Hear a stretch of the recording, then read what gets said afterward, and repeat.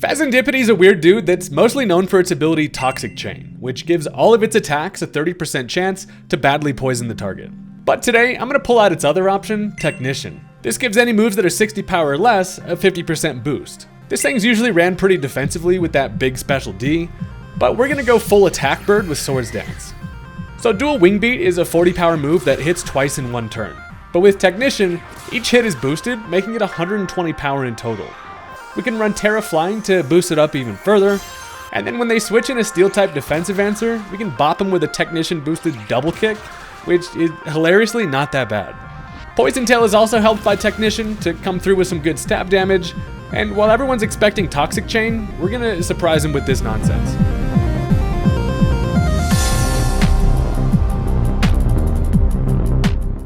Look, why use a cool exclusive ability like Toxic Chain when instead you can be a Technician and hit some people with Double Kick and bad moves like Dual Wing Beat? In the name of fun, baby, because that's what we're all about over here. If you're into that kind of thing as well, you should consider hitting that subscribe button. It's free, it only takes you a second, I promise you won't regret it. And with that, let's go ahead and jump into the match. Alright, so my opponent is going to lead off with the Medicham. Now, ordinarily, he's a pretty scary fella, but guess what? I've got a coffee table who is not afraid of any soggy kneecaps. So I lead off with the Avalugg because I'm here to set up my Stealth Rock. And while I know a close combat knocks me down to sturdy, Bergtha's got a little trick up her iceberg. So, being down to 1 HP, this actually puts me in Custap Berry range. So I set up my Stealth Rock and then unsuspectingly, I'm just a icy coffee table that now has a priority attack just loaded in the chamber and they're not going to see it coming. So, I figure this thing's probably Choice Scarf into close combat. I can then go for a Mountain Gale, and that's going to do a ton of damage if it connects. So first of all, I'm able to pop the Custap Berry, making me speedy, and then I'm like, I'm just going to go ahead and bop you one, but he actually pulls out the Bullet Punch. So I've been bamboozled, and their priority goes first because they're faster, and that is going to take care of the Avalugg, which is unfortunate because it would have been really nice to get some big damage on the Medicham. Really thought this thing was going to be Scarf. Most of the time they're going to be choiced, but we just got to deal with it. So at this point, I can bring in the Jelly Bean. This is the kind of fella who does not care about taking physical attacks. I've got Rocky Helmet, I'm defensive, and they actually stay and they go for the close combat. It's going to do a round half, which is fine. But now this thing's defenses are pretty screwed, and I can also get charged up from a little Electromorphosis. So we're out here doing some damage. They also touch the Rocky Helmet, which is fun, and then we just throw some electricity at him. That takes care of the Medicham. So it's good to see that thing out of the way. Honestly, a scary threat. Less scary without the Choice Scarf because it is pretty slow. But it takes care of Medicham, and now we get to see what the revenge switch is going to be in. So they decide to bring in the Galarian Articuno. And this thing, I imagine, probably wants to set up here. It also is a pretty scary offensive threat, but it goes for an agility here. Going to get that +2 speed, making it faster than everything. And as I click Volt Switch, I'm like, you know what? I just gave that thing a weakness policy. I am in a little bit of trouble here because now with all the speed in the world, and it also now has the +2 on special attack, but he's going to start doing some damage. But luckily, I mean, I know kind of what these things are working with. They basically are just going to click Stored Power. And while, that shit definitely hurts, I do have one fella that I think at least can take it, considering we don't have any Stealth Rock to worry about on our side. So I'm going to bring in the Altarian. This thing is pretty specially defensive. I'm a Cloud that's kind of my best shot to live and attack here. And I do also have to connect on a Draco Meteor, but we got to live first. So they do go for that Stored Power, and luckily we live it with 13 HP. Thank God I have this thing fully specially defensive, and a Draco Meteor connects and takes care of it. So luckily they didn't go for the Terra Psychic or anything like that. And Altaria comes in pretty clutch because that Articuno actually could have definitely gotten a bit out of hand. So with that, we're basically waste the Altaria, but I mean that's kind of a trade-off that I'm looking for here. And now they can switch into whatever they like. They are going to bring in yet another. This thing is a damn threat too. Pretty unsuspecting because it's just a damn flower necklace, but Comfey is annoying with its ability to kind of set up Calm Minds. It then can go for priority Draining Kisses and Giga Drains. And this little flower bastard is a menace. But at this point, I actually have a pretty easy switch into Fezandipity. Now, they do go for the Calm Mind because that's just what these things do. And I am fine with that because, of course, I'm able to hit this thing on the physical side. Now, I also am feeling like, both of this thing's kind of options for priority are really not going to be able to touch me here. So I'm kind of free to set up a Swords Dance. And they're actually going to end up going for the Terra. So I'm fully expecting something like the Terra Steel, with them kind of expecting, me to go for a poison coverage. But it's actually going to go for the Terra Psychic, which means maybe this thing's working with Stored Power too. Regardless, you don't often see the big eyeball come out, and luckily I am faster, so I set up my swords dance, and they're probably like, oh shit, he's a physical attacking Fez, and it turns out this Thanksgiving turkey is going to be eating you for Thanksgiving. So they go for another Calm Mind, but he's sitting at +2 on both special attack and special defense, and while it is scary, guess what? We are able to outspeed, and we're going to hit him with a 2-wing combo. No beverage. I go for that dual wing beat, and it is able to cleanly take care of it, and that is the benefit of being able to hit on the physical side. Sometimes all you need is a little 2-piece, baby, and now we're relatively set up with the Fez. We actually look pretty good in this situation, and with what they've got left, I'm feeling confident that we can dual wing beat the hell out of them. So, first they're going to end up bringing in the Galarian Slowbro. Now, this is a pretty defensive fella, and it also has the option to get that quick draw to activate to allow it to go first. I'm just going to click the dual wing beat. I should be able to take at least one psychic attack here, but the dual wing beat comes through, and after a swords dance, that's just going to cleanly take care of it. Does not get quick draw or a quick claw to activate, and we love to see it. This now brings them down to 2 Mons left. First, they have a Hitmon top, and then in the back, they also have a Rotom Heat. So first of all, they bring in the Mon top, and luckily, this is the situation where it's always great to bait out, Terras earlier, because now they can't get out of the fact that dual wing beat should bop them one. Now, they do have the bullet punch priority, which does do a lot because it's super effective, but then as I fire off the dual wing beat, yeah, we are able to connect, and that definitely takes care of little buddy doing the Carlton. Now, final Mon left being Rotom.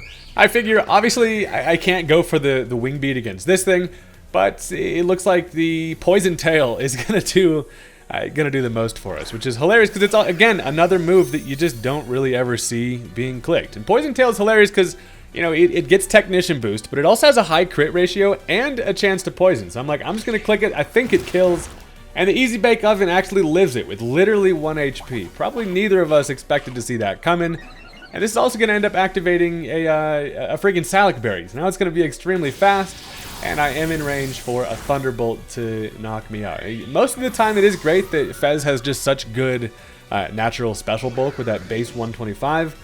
But we're in range for that to kill us. And while it is unfortunate, luckily we also have another fella who is pretty damn specially defensive. I can bring in the pink orangutan, and all I got to do is live 1 attack. And good news for them is that they have the Overheat, which does more damage than anything else, but bad news is, yeah, this monkey does not die. I take not even half from that. I can then fire off the Psychic, and that is going to take care of the little Rotom fella. So that's going to be the end of the game.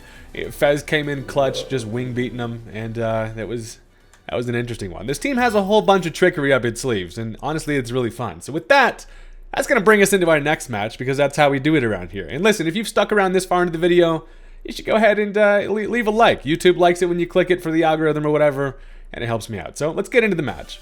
So this time, my opponent is going to go ahead and lead off with the Great Tusk. You already know I've got my coffee table.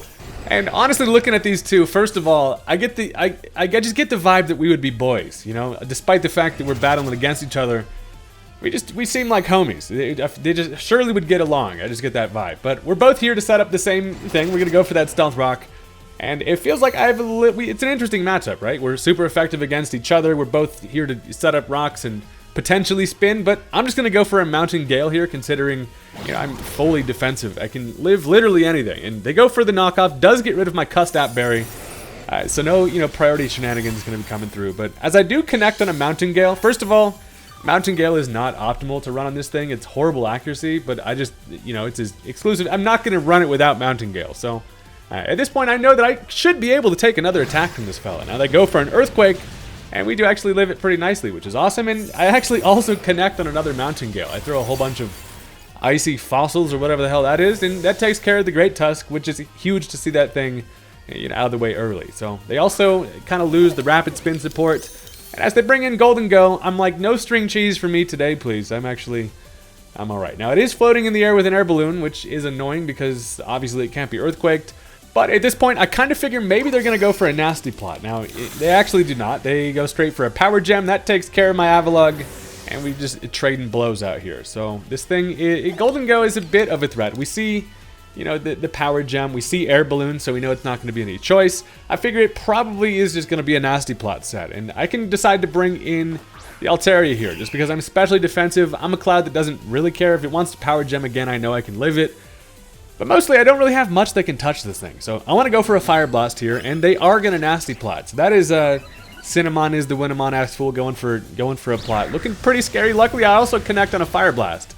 And not only that, but I actually also get a crit. So I'm actually just going to go ahead and buy a lottery ticket because I've landed 2 Mountain Gales, a Fire Blast that critted, and we're having a good time. So, I mean, that takes care of Golden Ghost, so we're out here rolling. 2 pretty common big OU threats out of the way. And Altaria's also feeling pretty healthy over here. So, yeah, they can switch into whatever they like, which is bad news for us because they can bring in Iron Valiant. And this thing is always a problem. It's just threat after threat out here. Also, it's going to be Booster Energy. Gonna give it a Quark Drive, which then activates a speed boost, and this fella is surely faster than literally everything here. Now, the thing is, I don't know exactly what this thing wants to do here. I decided to stay in and go for a Moonblast, because as they Spirit Break, my specially defensive cloudy plushy ass actually lives it, just barely with 4 HP, allows me to fire off a Moonblast, but, you know, thanks to that special attack drop, not gonna be able to finish it, but, I mean, just getting that amount of chip makes this thing a whole lot easier to deal with, and at this point, Altaria kind of washed. I don't really have much use for this thing, so I'm just going to stay in. I die to the Stealth Rock anyway.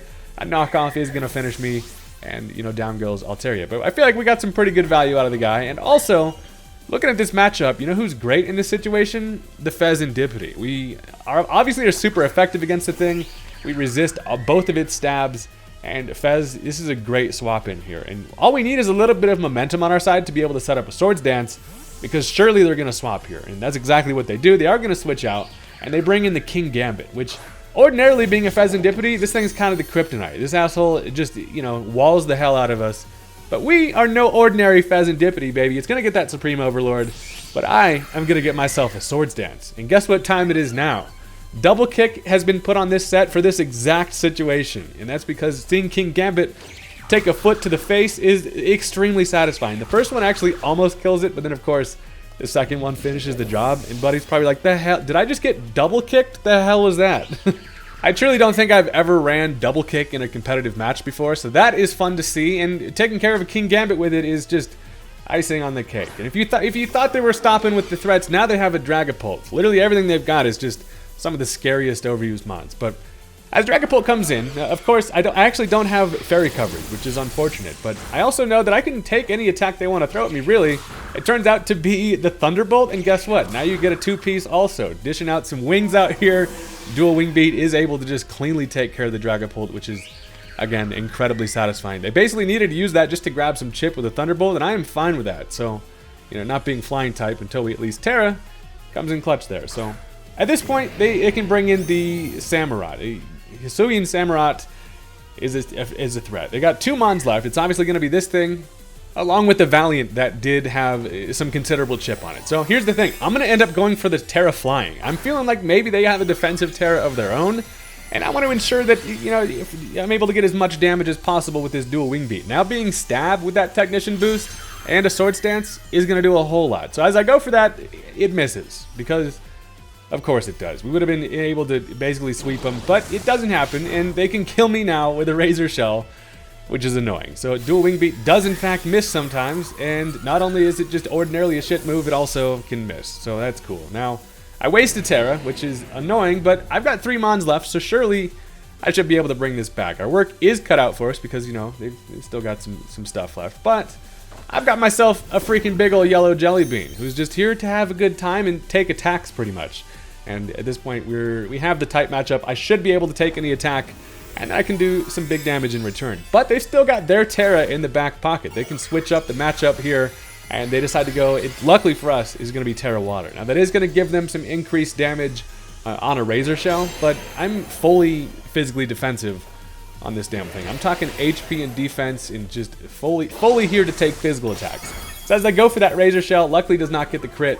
Does get the defense drop, however, but that is actually then going to charge me up with some little Electromorphosis. It freaking basically have a built-in charge, and now my electric coverage is able to cleanly take care of it.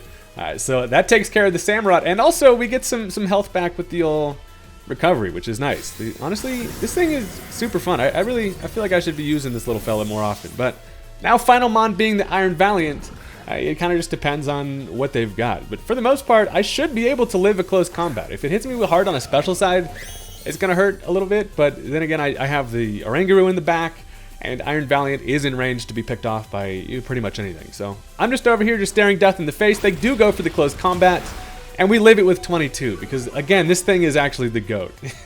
It drops its defenses, which is great, because now surely with that extra charge and Rocky Helmet, yeah, but Buddy is not living. You could breathe on this thing and his glass bones would break. So that takes care of the Valiant, and Belly Bolt coming in clutch. That's going to be the end of that match. Super fun one. Annoying to see the dual wing beat missed, but I mean, that's the reality of it. If it's not 100%, it's 50%. So yeah. Now look, I know you thought we were stopping. We're not stopping. I have another battle here for you because we're going for it, baby. Once again, this dude is working with some crazy ass threats, but guess what? We're not afraid. Let's get into it. This time my opponent decides to lead off with the Grimmsnarl, which you always hate to see, or at least I personally do, because you just know this asshole with his snatched waist is going to come in here and set up a light screen and a reflect and then parting shot and just do every Grimmsnarl thing. So as I lead off with the Avalugg, of course, I'm just going to set up my Stealth Rock. I'm just a little guy who's here to have some flat fuck Friday fun. And I do set up that rock as they, of course, set up a reflect. And I don't exactly know what this thing wants to do. I imagine probably is going to set up those dual screens. It's probably going to be light clay. They're going to stick around for 8 turns. And my offenses are going to be pretty harsh. But they actually end up going for a hammer arm. So just surprising me, just slinging that thing all crazy. It ends up doing over half, which is wild. And as I go for the Mountain Gale, I not only connect, but also I get a crit for the double whammy. Now, at this point, I decide to just go for the Earthquake because I don't want to miss the Mountain Gale, thinking it's going to kill. It doesn't. It literally lives it with 1 HP, which then allows him to sling that crazy thing at me, and I die. So 2 hammer arms takes me out. And I feel pretty decent about that. You know, I got my rocks up. I got this thing basically to range where I can pick it off with anything.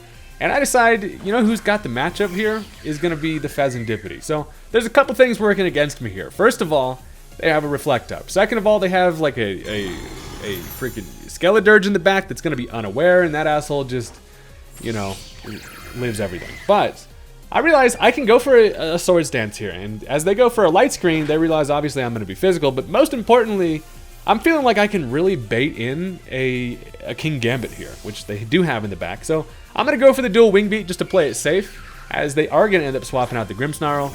And guess what? In comes the Gambit, which is awesome because while this thing's ordinarily our natural predator, we're going to have the upper hand here, or the upper foot, whichever you prefer. So I go for that dual wing beat. Of course, it does nothing. And at this point, I'm thinking we have the element of surprise on our end as long as there's no terror. They don't have much of a reason to. And they don't. I can go for that double kick, and through the reflect, the 2 feet to the face is going to take care of King Gambit. And that alone makes this set, honestly, pretty damn usable. Takes care of our second Gambit of the day, which is awesome. And that's exactly what we were looking for. Take care of that's going to make our lives a whole lot easier in this late game. And now they can bring in Golden Go. So the one thing is, I don't want to get too greedy. I don't have anything that can really touch Golden Go. So I decide I'm going to save the Fez for later. We should be able to try to get some good value out of it later on, as there's really no reason for me to stay in, because I can just bring in Belly Bolt, who's, once again, just happy to see him. Now, they actually are going to end up pulling out the Steel Beam, and that is going to, you know, not do much because we got that resist, but also it does half to itself, which is perfect. We just getting chipped for free out here, and that is awesome. Now, I imagine they probably don't stay in here, so I can actually go for a Volt Switch, and I can get myself some momentum on whatever they want to bring in, which does turn out to be the Flamigator. They got the Flamigator, and this is something I really would love to get extra chip on. So we do bring it down to about half after Stealth Rock, which is great. And now I can bring in whatever I want against it. Bad thing is I don't have really a whole lot. I have an Inteleon, but listen, that Inteleon, it has no business doing much to it, at least now. So first, I'm going to end up bringing in the Oranguru. We're a guru who's the kind of guy who takes special attacks all damn day long out here. And as they go for that, the Torch Song, it does do a little bit of a chunk, but I set up myself a little nasty plot. And I'm thinking I should be able to take one more attack from this thing, and then I can actually go for a Trick Room, which will allow me to outspeed everything, and then this friggin' orangutan should be in actually a really good position. But here's the bad news. They decided to go for a Terra, and it's going to be Terra Fire. I was really hoping it wasn't going to be Terra Fire just to give it an extra boost on its Torch Song, but of course it is. So they're gonna go ahead and put the Chandelier on its head, and they actually also bust out the Overheat. So a +1 special attack, and now with extra stab on that, and Overheat definitely roasts and toasts me. So that hurts. It also gives it a special attack drop. So now it's just at -1, but down goes Oranguru, which, you know, hey, it was worth a shot. So as much as I want to use Inteleon, it just doesn't feel like the right position, because Inteleon needs to go for like an Endure, get down to a Salic Berry, and then be in Torrent range for Liquidation to do stuff, because I'm physical. So I decided to bring in Altaria, and I know that I can take attacks from this thing. So they go for the Shadow Ball, which is going to be a neutral hit. Again, it's at -1 special, so it does nothing. And if there's anything we've learned today, it's that this Altaria is a damn special tank. It doesn't really do much in terms of offense, but it's just kind of here to sponge up attacks. So the light screen does wear off, which is great. And while I did take a special attack drop from the Draco Meteor, I just decided to go for another one here.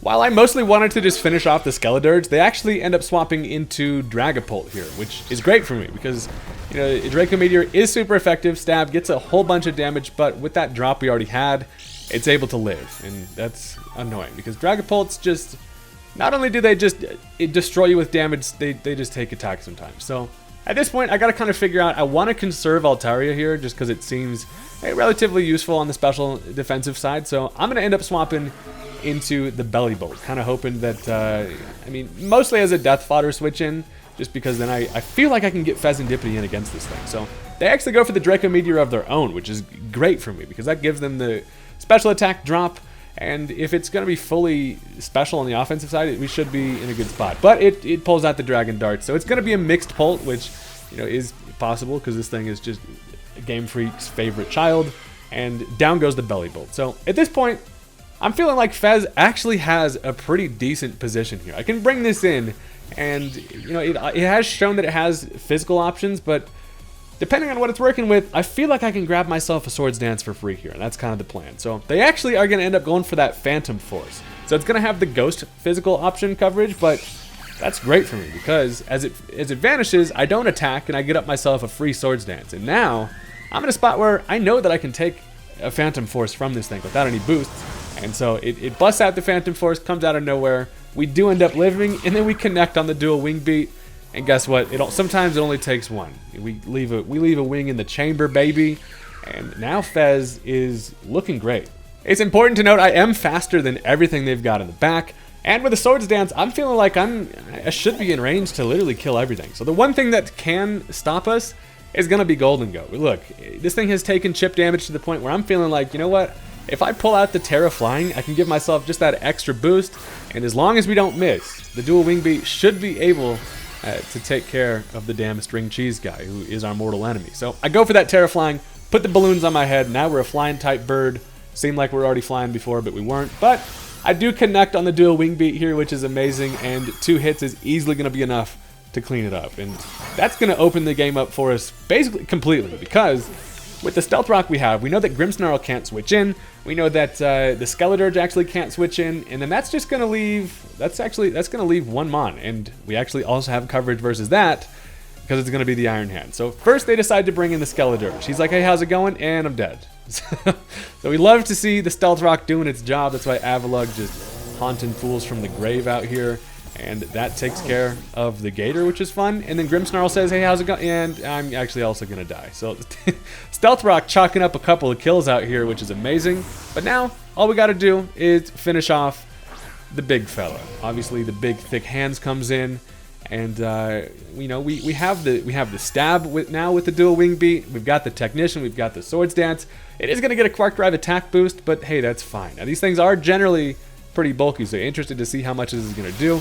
We do connect on the dual Wing Beat, and after that first one, I'm thinking, uh-oh, it looks like it's going to live. And it does with like 10 HP, which is annoying, but also like kind of fine, right? Because all we needed to do is just get damage on the thing, because now we can pick it off with anything we've got in the back, and we knock ourselves out with our own life orbs, because sometimes you got to just go down with your own ship. And Thunder Punch hits the air, does nothing. And now all I've got to do is decide to bring in anything, which both of them are faster, and luckily the damage has been done. Inteleon, skinny ass, all he has to do is just go ahead and connect with the Liquidation, and that's going to be the end of the match. So thank you guys very much for watching. This has been a fun one. Honestly, Technician Fez has been better than I expected it was going to be. So, you know, with that, thank you very much for watching. Make sure you leave a like on the video, and I'll catch you next time. Peace out.